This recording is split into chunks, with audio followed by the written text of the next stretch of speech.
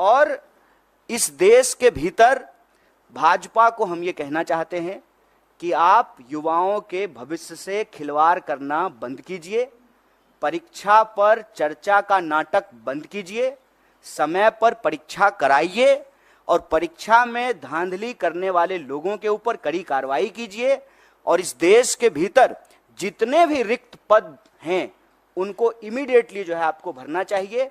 और यह जो आपकी ध्यान भटकाओ योजना है, मैं कहता हूं कि देश की संस्थाओं को सरकार से अच्छी चीजें सीखनी चाहिए। सरकार से देश की संस्थाओं को गलत चीजें सीखने की जरूरत नहीं है। जैसे सरकार का काम है डाइवर्ट करना, उसी तरह से संस्थाएं भी जो है ध्यान भटकाओ योजना में संलिप्त हो गई है।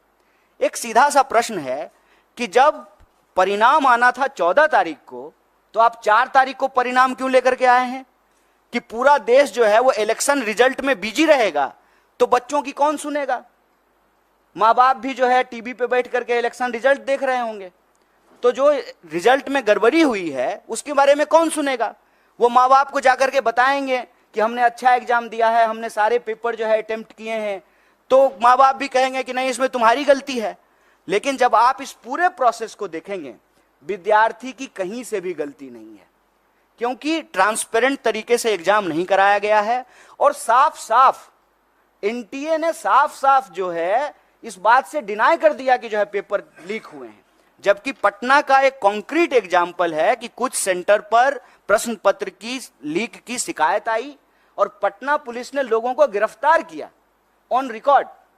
पटना पुलिस पेपर लीक करने के मामले में कुछ लोगों को गिरफ्तार कर रही है और एजेंसी कह रही है कि कोई प्रश्न पत्र लीक नहीं हुआ है।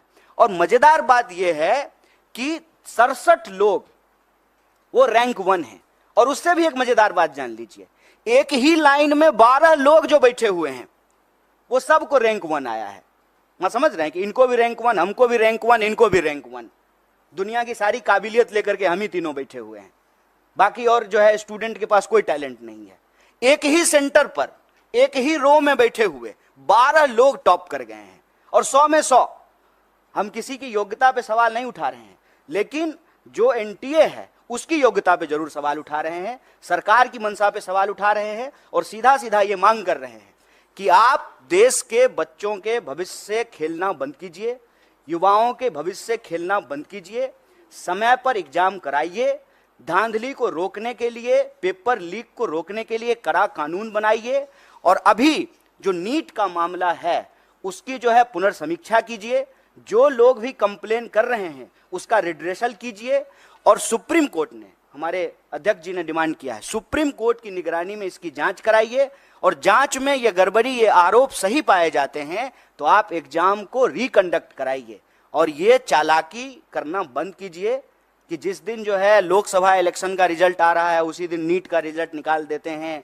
और यह जो धांधली की गई है, गड़बड़ी की गई है, बच्चों के भविष्य के साथ जो खिलवाड़ किया है, ये चालाकी नहीं चलेगी। परीक्षा पर चर्चा का राजनीतिक और इलेक्टोरल पॉलिटिकल स्टंट हम लोग देख चुके हैं। ये बात जो है विद्यार्थियों को वोट बैंक में समझने का, समेटने का नहीं है। यह बात है कि बच्चे इस देश के भविष्य हैं और उनका जीवन मरण जुड़ा हुआ है इस बात से। लोगों की रूह कांप जानी चाहिए कि एग्जाम के रिजल्ट के बाद जिस पैमाने पे जो है लोग आत्महत्या कर रहे हैं। आप देखिए, वो लाइव वीडियो है, सीसीटीवी कैमरा का रिकॉर्डिंग है कि रिजल्ट आया है और लड़की जाकर के जो है जान दे दी है।